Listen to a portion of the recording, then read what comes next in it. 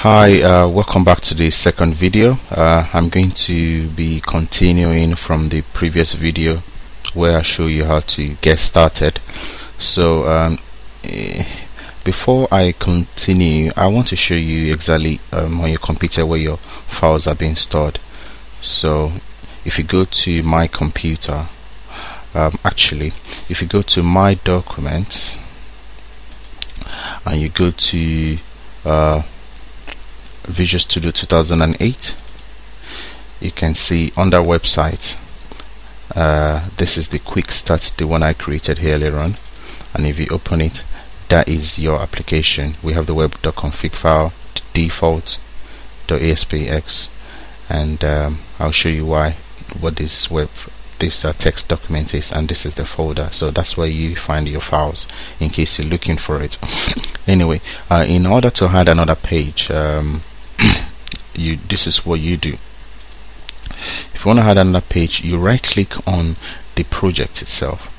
If you right click on the project and you choose add new item, this pops up, or simply you can just click on this add new item icon on the toolbar.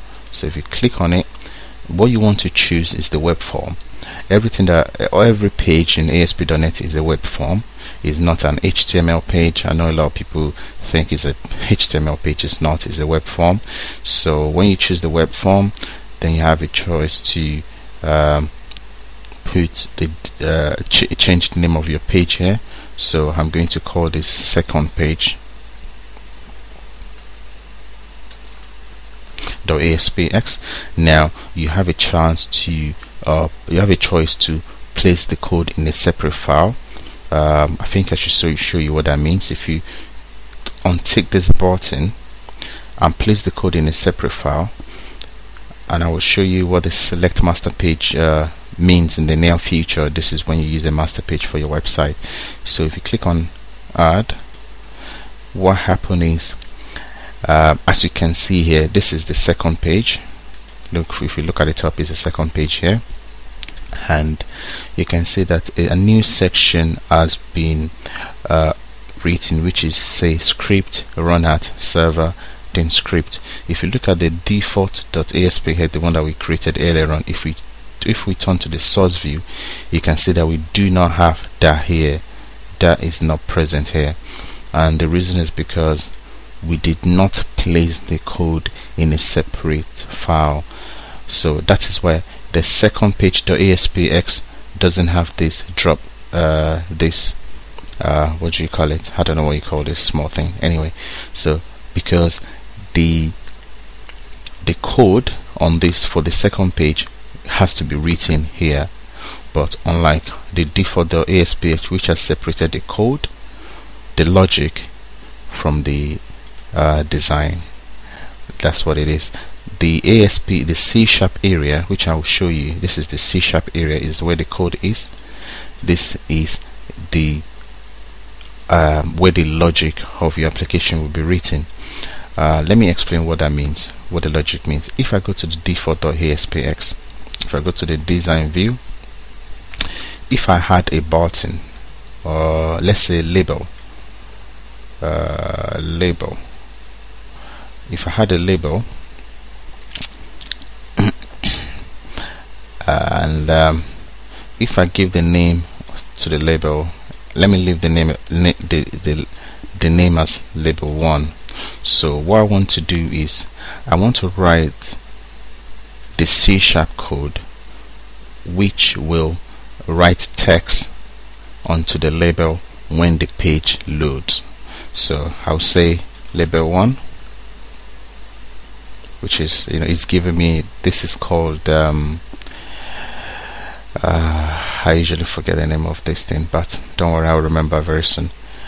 It's called label1 dot text equals to, if you don't know C#, don't worry, I'm going to provide a lot of tutorials on C#. So label1 dot text equals to this text was written, yeah, it was written when the page loaded. So what we're doing here is we are, as soon as the page loads, when the page loads, this is the page load method, anything that is written here will be executed. So let's run our application so that I'll show you what I'm trying to achieve. So can you see that this text was written when the page loaded, even though I didn't write this particular text in the default.aspx. You see, it's not here, it's just a label. So I'm using the C#, which is the logic of the application, to modify the content of the web page when the page loads.